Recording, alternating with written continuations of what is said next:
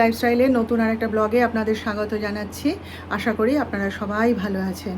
তো আজকে হচ্ছে গিয়ে সোমবার, আর এখন বাজে হচ্ছে বেলা প্রায় 11টা। তো আজকে এই পুজো টুজো করে উঠলাম, ডাক্তার সাহেবও খেয়ে বেরোলেন, কিন্তু সকাল থেকে আজকে মনটা একটু খারাপ জানেন। কেন কি, আমাদের পাড়ারই একজন মারা গিয়েছে। তাকে আমি বহু বহু বছর ধরে চিনি, তার সাথে আমার খুবই ভালো সম্পর্ক ছিল। তার হচ্ছে মানে সরকার থেকে যখন বাড়ি করে, তখন ওই আমার ছোট দেওর, যে খুড়তুতো দেওর, তাদের বাড়ির নিচের তলাটায় ভাড়া ছিল। এই আমার ঘরের জানলা দিয়েই ওদের ওই নিচের তলার ঘরটা দেখা যায়। তো মানে সে আমাকে ডেকে ডেকে কত গল্প করতো। তারপরে আমি বলেছিলাম যে এরকম, তুমি তো এত পান খাও, তাহলে তুমি বৃহস্পতিবারে আমাকে একটা করে পান দিও, আর তোমাকে আমি পয়সা দিয়ে দেবো। বলে একটা করে পান দেবো, তার জন্যে পয়সা লাগবে বৌমা? বলে আমাকে না প্রত্যেক বৃহস্পতিবার আমার দরকার না থাকলেও ডেকে ডেকে আমাকে 2টো করে পান দিত, জানেন। বলে তুমি পুজো করো। তো যেমনই মানুষ হোক, আমার সঙ্গে তার সুসম্পর্ক ছিল, ভালোই ছিল। পাড়াতে সবার সঙ্গে তার ভালো সম্পর্ক ছিল, সবাই চিনতো। হ্যাঁ, খুব গল্প করতো আমার সঙ্গে। তো যাই হোক, সেই জন্যে মানে সুগার ছিল, ডায়াবেটিস ছিল। এবারে কি বলবো, মানে বাঁধন মানেনি, মারা গেল। তো সেই আজকে সকালবেলা আমি জানতাম না, ছন্দা দিয়ে এসে খবর দিল যে জানো তো এরকম মারা গিয়েছে। আমি বলি সে কি গো? এই তো সেদিন রাস্তায় দেখলাম পিছন থেকে আমাকে ও বড় বৌমা করে ডাকছে। না তুমি ভালো আছো, কতদিন তোমার সঙ্গে দেখা হয়নি, বলে কথা বললো, হাসলো। বলে হ্যাঁ মারা গেছে আজকে সকালেই।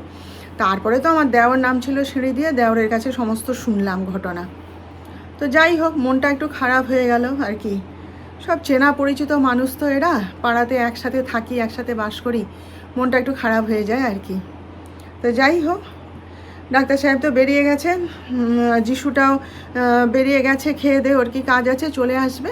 তো চলুন আমি একটু জলখাবার খাই ততক্ষণ, তারপর আবার বাকি কথা বলবো আপনাদের সাথে। হ্যাঁ, তো চলুন আপনারা সঙ্গে থাকুন দেখতে। যে দেখুন, যিশুর জলখাবার রেডি করলাম। চা বিস্কুট আমার সাথে খেয়ে বেরিয়ে গেছিলো, তারপরে এসে এখন খিদে পেয়ে গেছে। চা বিস্কুটে কি আর হয়, ওই জন্য এই যে একটু চিড়ে মেখে দিলাম, এটা ওকে দিয়ে আসি। আর এই যে আনাজপাতি সব কেটে নিয়েছি।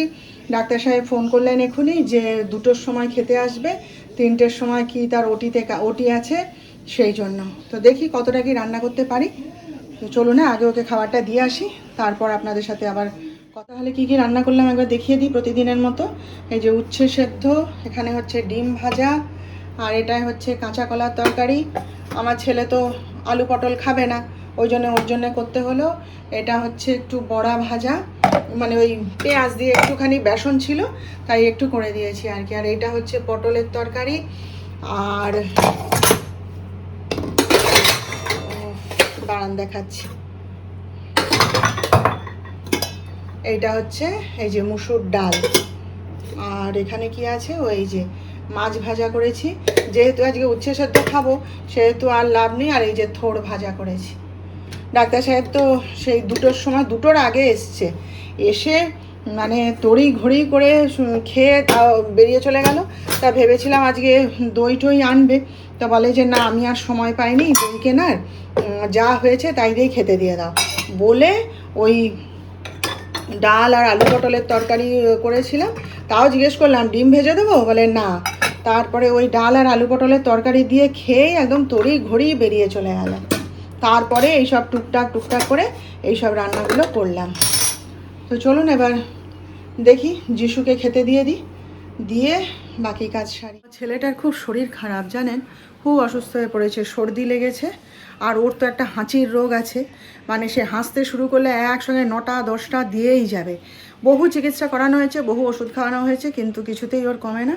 আর ঘামে যে প্রচণ্ড, সে ঘাম দেখলে না আপনারা ভয় পেয়ে যাবেন, এমন ঘামে সে, মানে সে যেন মনে হবে যেন চান করে সদ্য বেরিয়েছে, এরমভাবে সে মানে মাথা বেয়ে টপ টপ করে জল পড়বে, ভীষণ ঘামে। আর ওই জন্য এসি ছাড়া থাকতে পারে না। আর বহু ওকে ওষুধ খাওয়ানো হয়েছে, বহু চেষ্টা করা হয়েছে, কিন্তু কিছুতেই ওর সারছে না। তারপরে ওর বাবা বলেছিল যে কলকাতায় হোমিওপ্যাথি ডাক্তারের কাছে চিকিৎসা করাবো চল। ওই যে ভোলা ব্যানার্জি নাকি একজন ডাক্তার ছিল না, তার ছেলে এখন চিকিৎসা করছে, পি ব্যানার্জি, হোমিওপ্যাথি ডাক্তার, খুব বড়। তো ডাক্তার সাহেব বলেছিলেন, বলে চল ওর কাছে অ্যাপয়েন্টমেন্ট করে তোকে দেখিয়ে আনে, তুই হোমিওপ্যাথি ওষুধ খা, তো ঠিক হয়ে যাবে। আর ছেলে আমার এখন অ্যালোপ্যাথি ডাক্তার, তার এখন হোমিওপ্যাথিকে বিশ্বাস নেই, হোমিওপ্যাথি ওষুধ সে খেতেও চায় না কিছুতেই। আমি জোর জবরদস্তি করে কখনো কখনো একটুখানি কার্বোভেজ এই সেই খাওয়াই, তা সে যায়নি। কালকেই ওর বাবা বলছিল, এত করে বললাম চল হোমিওপ্যাথি চিকিৎসা করাই ঠিক হয়ে যাবে, কিছুতেই যাবে না তোমার ছেলে। আর কী করব।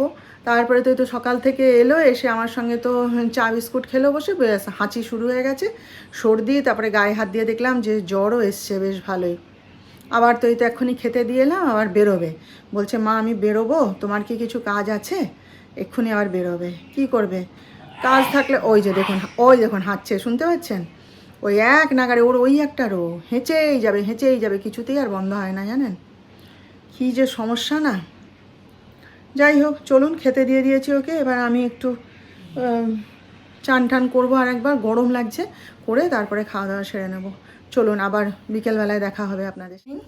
তো 6টা নাগাদ বাজারে গেছিলাম, জানেন অনেক কাজ ছিল, টুকিটাকি অনেক কাজ বাকি ছিল, সেই জন্যে তারপরে একটু পার্লারেও যাওয়ার ছিল, সব সামলে সব যাওয়ার সময় টোটো ধরিনি, মানে সেই ধরেছি মানে কি, এই এই বাজারে যত কিছু কাজ বাকি ছিল সেই সমস্ত সেরে টেরে নিয়ে তারপর মানে টোটো ধরে আবার সেই বড় বাজারে গেছি, সেখানে আবার অনেক কাজ ছিল।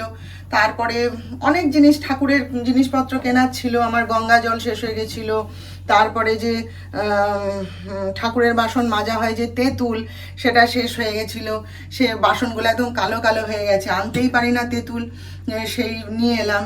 তারপরে আরও নানা জিনিসপত্র টুকিটাকি নিয়ে তারপরে এবার মাসির কাছে, আমার যে আনাজ দেয় যে সে মাসি, তার কাছে গেছিলাম। ব্যাস, সে যা দেখেছে, আমি কিছু বলি কি নাই বলি, সে নিজের ব্যাগ নিয়ে আনাজ ভর্তি করে বৌদি নিয়ে যাও বলে রেডি করে টেরে দিয়ে দিয়েছে। ও আমি নিয়ে আসি, কিছু বলি না, ডাক্তার সাহেব বলেন আচ্ছা ঠিক আছে, গরিব মানুষ, ছেড়ে দাও। তো নিয়ে এসছি, এসব টুকিটাকি নিয়ে এসে আর কথা বলার সময় পাইনি, জানেন হন হন করে হাঁটতে হাঁটতে গেছি, গিয়ে আবার আসার পথে টোটো করেই চলে এসছি। এসে কোনো রকমে গাটা ধুয়ে আগে সন্ধ্যা প্রদীপ জেলে তারপরে আরও টুকিটাকি কাজ সমস্ত সেরে টেরে তারপরে আবার ডাক্তার সাহেব এসে গেলেন, তার সঙ্গে একটু কথা টথা বলে টলে এই এতক্ষণে এসছি চা করতে, এখন বাজে হচ্ছে 7:45, জানেন। তো যাই হোক, কখন থেকে মানে ছেলেটা বলছে মা একটু চা দেবে, মা একটু চা দেবে, সে আমার আর করা হচ্ছে না, আর দিচ্ছি দাঁড়া বাবা করে কাটিয়ে দিচ্ছি। তো যাই হোক, একটুখানি চাটা আগে খেয়ে নিই, তারপর কি কি এনেছি যতটা পারি আপনাদের সঙ্গে শেয়ার করব, ঠিক আছে? দেখুন, ঠাকুরের গঙ্গা জল নিয়ে এসেছি, গঙ্গা জলটা শেষ হয়ে গেছিলো, আর একটু আছে, ওই জন্যে গঙ্গা জলটা নিয়ে এসেছি। আর এই যে তেঁতুল নিয়ে এসেছি, একসঙ্গে একদম 50 টাকার তেঁতুল নিয়ে এসেছি। হ্যাঁ, ঠাকুর বাসনগুলো না কালো কালো হয়ে যায়, বিচ্ছিরি লাগে। আর আমি একটুখানি কফি ফেস প্যাক ব্যবহার করি, তো সেই জন্যে আমার শেষ হয়ে গেছিলো, তাই এই যে 4টে কফির পাতা এনেছি, আর এই যে টক দই এনেছি। আর যে মেনলি যে জিনিসটা আমি আনতে গেছিলাম সেটা হচ্ছে এই যে দেখুন, এইটা আমি যে আমার শিবলিঙ্গ যে মানে পাথরের থালাটায় বসানো থাকতো, সেটা দেখছি ভেঙে গেছে। হ্যাঁ, কখন ভেঙে গেছে, কিভাবে ভেঙে গেছে জানি না। আজকে মানে আমার 2টো থালা ছিল, একটা থালায় বের করে দিতাম আর একটা থালায় বসাতাম, এইভাবে করতাম আর কি। তো দেখছি 2টো থালাই ভেঙে গেছে, তো ভাঙা থালায় বসাবো, দেখতে বিচ্ছিরি লাগে, আর কালো পাথর মানে থালাতে আর পাথরের থালায় আর বসাবো না, তাই এই যে এটা 2টো সাইজে 2টো নিয়ে এসেছি, দুটোই আমার শিব ঠাকুরের জন্য, এইটা একটা আর এইটা একটা, এই 2টো কিনতেই মেনলি গেছিলাম। আর এমনি জানেন তো, একটা ঠাকুরের মানে কাঠের সিংহাসন দেখতে গেছিলাম, কেন কি গোপালের জন্য না, গোপাল তো আমার আছে এই সিংহাসন, ওই যে মায়ের ছবিগুলো রয়েছে না, মা কালীর ছবি 3টে, তো ওইগুলো না ভাবছিলাম কি একটা সিংহাসন বড় কাঠের কিনে তার উপরে বসিয়ে রাখবো, দেখতে সুন্দর লাগবে, তা সে পেলাম না, যে সিংহাসন বের করলো সে ছোট, হ্যাঁ, সেই জন্য আর আনিনি। আর এমনি ঠাকুরের ফুল, তারপরে আরও টুকিটাকি জিনিস সব নিয়ে এসেছি। আর বাজার বলতে এই যে দাঁড়ান দেখাচ্ছি, এই যে দেখুন আমার মাসি তার নিজের ব্যাগে ভর্তি করে এই যে 4 আঁটি কলমি শাক দিয়ে দিয়েছে, বলে বৌদি 10 টাকা করে, তো ওই জন্য দিয়ে দিলাম, মানে ভালো করছো, 10 টাকা 4 আঁটি 10 টাকা। আর এই যে সব মোচা, পেঁপে, কাঁচা কলা, সব সে তার ভরে দিয়েছে, আমি দেখিও নি কী কী দিয়েছে, সব ভরে দিয়েছে। এই যে ডাক্তার সাহেব এখনই এসছেন, এসে বলছে আবার বাজার করে এনেছো? আমি না, বাজার আনিনি, মাসি দিয়ে দিয়েছে। মানে ভালো হয়েছে, ব্যাস এই আনতে গেছিলাম আর কি। ও আর একটা জিনিস দেখাই, আমার বান্ধবী সকালবেলাতেই ফোন করেছিল, তার তার অনেকগুলো কি পেয়ারা গাছ আছে, সে পেয়ারা গাছ থেকে পেয়ারা পাড়া হয়েছে, তুমি নেবে? আমি বলি হ্যাঁ। না তোমার তো পেয়ারা খাওয়া যাবে, আর তুমি তো পেয়ারা ভালোবাসো জানি, তুমি নেবে? আমি বলি হ্যাঁ নেবো। তাই বিকেলবেলা এই যে দেখুন এই এত পেয়ারা পাঠিয়ে দিয়েছে। আর এদিকে ডাক্তার সাহেব তো ফ্রিজে পেয়ারা এনেই দিয়েছে, ফ্রিজে রাখা রয়েছে এক গাদা। এবারে এত পেয়ারা কী হবে? এগুলো কিন্তু সব ডাঁসা, এখনও পাকেনি। আমার না আধ পাকা পেয়ারা ভাল লাগে, আমার কাঁচা পেয়ারাও ভাল লাগে না, আমার বেশি পাকা পেয়ারাও আমার ভাল লাগে না, জানেন তো। এগুলো দেখুন সব কাঁচা এখনও, বলছে রেখে দাও, সব পেকে যাবে। সে এক গুচ্ছের পেয়ারা এই যে পাঠিয়ে দিয়েছে। তারপরে আমার ননদ এখনই এসেছিলো, এসে ওই চা খেলো এক কাপ আমার কাছে, খেয়ে তখন ওই পেয়ারাগুলো দেখে বলছে বৌদি তাহলে আমাকে দাও একটু আমার উপরের গোপালের জন্য। বলি হ্যাঁ হ্যাঁ নিয়ে যাও, বলে আবার 4টে বড় বড় পেয়ারা ওকে দিলাম আর কি। হ্যাঁ ঠাকুরের নামে। আমি বলি নি, বলো অত নেবো না, বলি তুমি নিয়ে যাও তো, বলে 4টে পেয়ারা আবার ওকে দিলাম জানেন। আর আমার ননদ এসেছিল, সে তার দাদার জন্যে গিফট এনেছে, দেখাবো পরে আপনাদের, ঠিক আছে। এখন রাতে বানালাম হচ্ছে ঘুগনি, মটর যে ভিজিয়ে রেখেছি দুপুরবেলা আমার মনেই নেই জানেন। ডাক্তার সাহেব বলে আলু ভাজা করে দাও, আলু ভাজা রুটি খাবো। তারপরে এসে টেবিলে দিকে হায় মটর ভিজানো রয়েছে যে, তো এই যে ঘুগনি বানালাম, আলু ছাড়াই বানিয়েছি। ডাক্তার সাহেবই বারণ করলেন, বলছেন অতবার আলু দিয়ে আলু ছাড়া অত তোমার বানাতে হবে না, প্লেন এমনি আলু ছাড়াই বানাও, সবাই মিলে খেয়ে নেব। এইটা বানালাম। আর আজকে আর রুটি করব না, কারণ হচ্ছে ডাক্তার সাহেব তো ঘুগনি করলে না রুটি দিয়ে খেতে চায় না, ও মুড়ি দিয়ে খেতেই ভালোবাসে। তো বলছে আমি মুড়ি ঘুগনি খাবো। আর যিশু তো সন্ধ্যাবেলায় পেটাই পরোটা খেয়েছে, তো বলছে মা আমি আর খাবো না কিছু, পেট ভার লাগছে, যদি খিদে পায় তাহলে আমি রাত্রেবেলায় এই ঘুগনি একটুখানি বাটির থেকে তুমি আমার তুলে রেখো, খেয়ে নেব। আর আমিও আজকে শুধু একটু ঘুগনি খাবো, বড় জোর একটু চিঁড়ে ভাজা খেতে পারি, ব্যাস। এই হচ্ছে আজকে আমাদের রান্না। কেমন রান্না, চট করে রান্না শেষ, তাই না? যাই হোক, তাহলে চলুন আজকের মতন এখানেই ছুটি নিলাম আপনাদের কাছ থেকে। কালকে আবার দেখা করব নতুন ব্লগে, নতুন বিষয় নিয়ে। আপনারা সবাই ভালো থাকবেন। আর আমার আজকের ভিডিওটা ভালো লাগলে একটা লাইক, শেয়ার ও সাবস্ক্রাইব অবশ্যই করে দিতে হবে কিন্তু।